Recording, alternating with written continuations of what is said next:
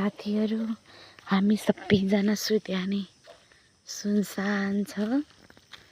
तर हामी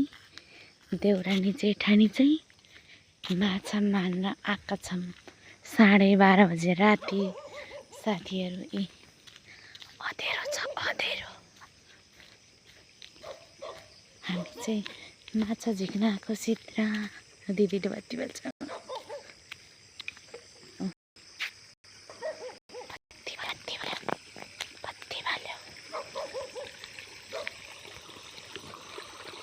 आहा त आहा दिदी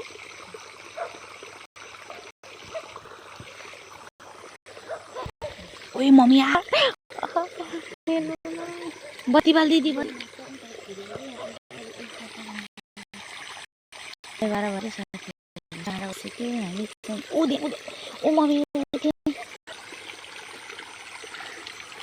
हामीलाई चढेर दुनियाँ सुहान है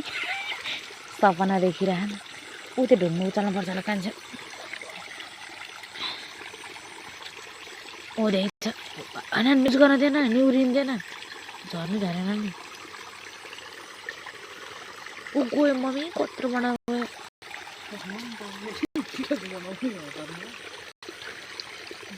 के हो त मम्मी कत्ला मम्मी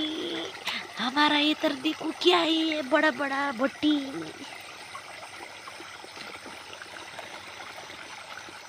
सुत्नु हुन्न यार दिदी रातभरि बसाउन आएको त यार है खतरा पऱ्यो त नि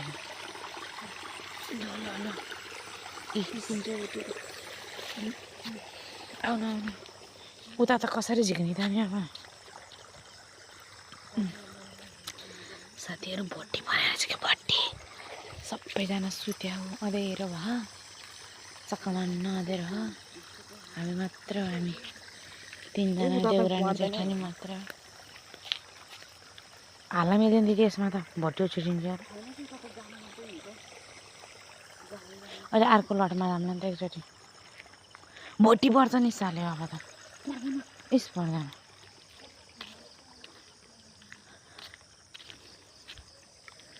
ला बत्ती मार्दे मलाई त लाग्दैन है डर त छ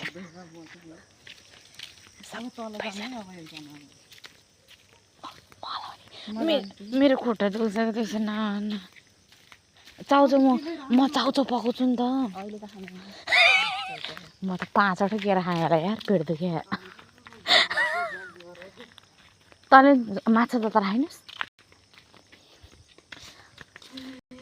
यहाँ देखाउँ त दिदी यहाँ बाली कता भोटे है भोटी त खतरा ओइ हेर्नु हामीले आज रातभरि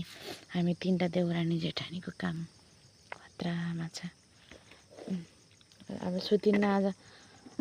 ढिलो जाने चेक गर्दै भयो नि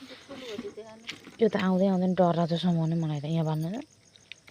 समाउने डर लाग्छ क्या त ऊ झऱ्यो त्यो सानो होला चाहिँ साथीहरू माछा मार्ने हो रातभरि